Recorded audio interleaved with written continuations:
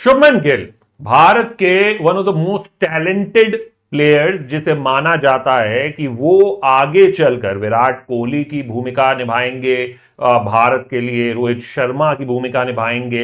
लेकिन अभी हुआ ये है कि थोड़ा सा वो लड़खड़ा गए हैं, यानी कि टेस्ट की जो उनकी शुरुआत हुई है और शुरुआती जो कुछ मैचेस रहे 17 टेस्ट बाद, लोगों ने अब उनके प्रदर्शन पर सवाल उठाना शुरू कर दिया है। और अभी तो ऐसा हो गया है कि दो पारियां, दो टेस्ट में फेल होने के बाद वेस्टइंडीज के खिलाफ लोगों ने एक सवाल उठाना शुरू कर दिया है कि क्या शुभमन गिल फ्लैट ट्रैक बुली हैं? क्या शुभमन गिल सिर्फ पैसों का मामला होता है, यानी कि आईपीएल होता है तो वहां पर पूरा बल्ले का जोर दिखाई देता है, और जब देश के लिए खेलते हैं तो वो जोर खत्म हो जाता है? क्या इसके पीछे पैसा वजह है?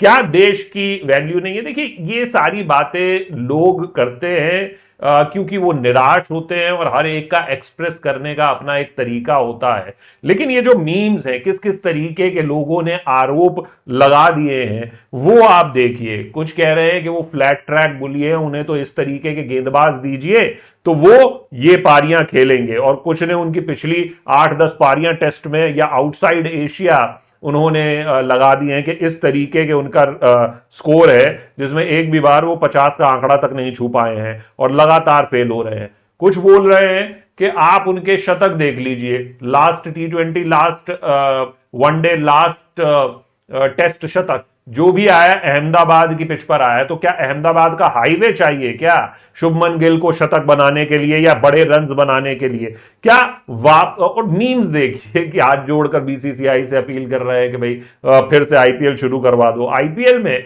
हालांकि जो शुभमन गिल का रिकॉर्ड था वो 890 रन ऑरेंज कैप, वो हम दिखाएंगे आपको। लेकिन अभी ये आंकड़े देखिए, कुछ ने उनके पूरे टेस्ट के आंकड़े डाल दिए हैं कि भैया ये देखिए, ये कुल मिला के उनके रन है 32 के करीब की एवरेज है। और ये जो है वो बड़ा अंतर साबित हो रहा है, और अब लोगों के सब्र का जो बांध है वो टूट रहा है। कमजोर स्पाइडरमैन का वीडियो भी ट्वीट किया है मीम्स के जरिए, और ऐसी बहुत सी जो प्रतिक्रियाएं हैं वो आई हैं। लेकिन जो सवाल है कि क्या वाकई जो ये आरोप लगा रहे हैं लोग, या निराशा तो है और निराशा होना थोड़ा लाजमी भी है, लेकिन इसमें सच्चाई कितनी है? जब आप उनके आंकड़े देखते हैं, जब आप उनके प्रदर्शन को आंकते हैं, तो सबसे पहले मैं टेस्ट के आपको रिकॉर्ड्स दिखा देता हूं। और जब टेस्ट के आंकड़े आप देखेंगे तो आपको थोड़ा एक चीज तो समझ आएगी कि ये जो WTC साइकिल है उसमें बहुत अच्छा प्रदर्शन वाकई में शुभमन गिल का नहीं रहा है। अब ऐसे में जो डिफेंस आएगा वो ये कि भाई वो भारत के टर्निंग ट्रैक पर खेले,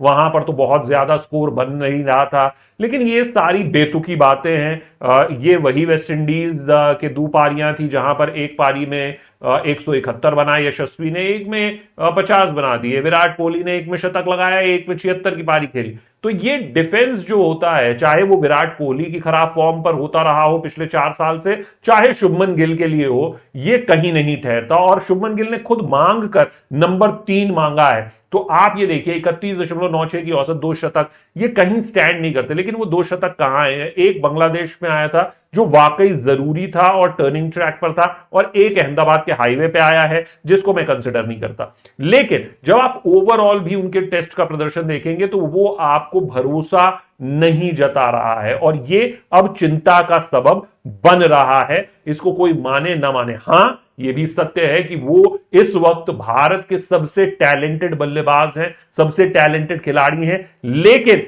अब इसके आगे सोचना होगा खुद शुभमन गिल को, टीम मैनेजमेंट को नहीं, कि अब इससे आगे कैसे बढ़ना है। वो बार बार लगातार अपने मौके नहीं गंवा सकते, क्योंकि ये आंकड़े उनके टैलेंट को तो नहीं दिखाते हैं। और अगर वही आप देखें कि जब व्हाइट बॉल फॉर्मेट आ जाता है तो वहां पर आप देखिए अभी वो विश्व के सबसे ज्यादा एवरेज वाले खिलाड़ी हैं वनडे क्रिकेट में, 65 से ज्यादा की औसत है उनकी, 4 शतक लगा चुके हैं और एक दोहरा शतक लगाया है वो भी न्यूजीलैंड के खिलाफ। तो आप इस खिलाड़ी को ये समझें कि ये सिर्फ एक फॉर्मेट का प्लेयर। फिर T20 में भी अगर आप देखें तो भारत के लिए जो खेला है वहां पर आप औसत देखिए 40 के करीब की, और उसके बाद आप देखिए कि किस तरीके से एक उन्होंने वहां पर भी शतक लाया, 165 से ज्यादा की स्ट्राइक रेट है।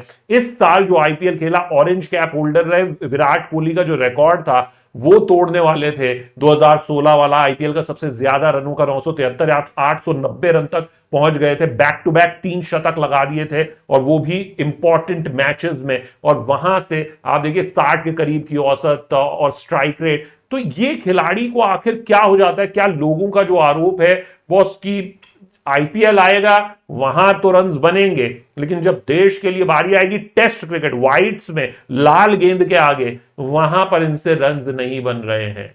क्या वाकई में ये सच है? आप शुभमन गिल की क्या तकनीक का सवाल है? कुछ लोगों ने सवाल उठाया, लेकिन इसमें मैं एक इंपॉर्टेंट बात बता देता हूं, क्योंकि जब आप आईपीएल फॉर्मेट से आते हैं या आप T20 फॉर्मेट से आते हैं तो शुभमन गिल की बैट स्पीड जो है उसको खास तौर पर जिम्मेदार बताया जा रहा है। लेकिन ये काम फिर किसका है कि अगर भाई आप व्हाइट बॉल फॉर्मेट खेल रहे हैं जहां पर आपको attack on the world go करना होता है, पहली गेंद से अटैक पे जाना है, वहां पर आपकी बैट स्पीड तेज है, और जो आपका टेस्ट मैच है वहां पर आपको थोड़ा ठहराव के साथ खेलना है, तो ये काम कौन करेगा? ये बल्लेबाजी कोच करेंगे। और अगर एक्सपर्ट्स ऐसा मानते हैं तो फिर ये फ्लॉ किसका है? और ये अंततः तो खिलाड़ी पर ही सवाल उठेगा। और नंबर 3 एक ऐसी पोजीशन है जिसमें बेस्ट प्रदर्शन कर कर भी एक खिलाड़ी को बाहर कर दिया गया है, जिसका नाम चेतेश्वर पुजारा है। वो पिछली WTC साइकिल में महज 4 रन कम बनाए थे उन्होंने विराट कोहली से, जिन्होंने सबसे ज्यादा रन बनाए थे 17 टेस्ट में, 932 और 928, ये 2 के आंकड़े थे। पुजारा बाहर है, शुभमन गिल अंदर है, और अगर वो अपने टैलेंट को जस्टिफाई नहीं करेंगे तो लोग सवाल उठाएंगे, ऐसे ही सवाल उठाएंगे, मजाक भी बनाएंगे और ये भी पूछेंगे कि पैसा बढ़ा या फिर देश? जवाब खुद शुभमन गिल को देना है और अपने बल्ले से देना होगा। आपकी क्या राय है? आप क्या मानते हैं? कमेंट सेक्शन में जरूर बताएं। आप देख रहे हैं स्पोर्ट्स चैट। नमस्कार।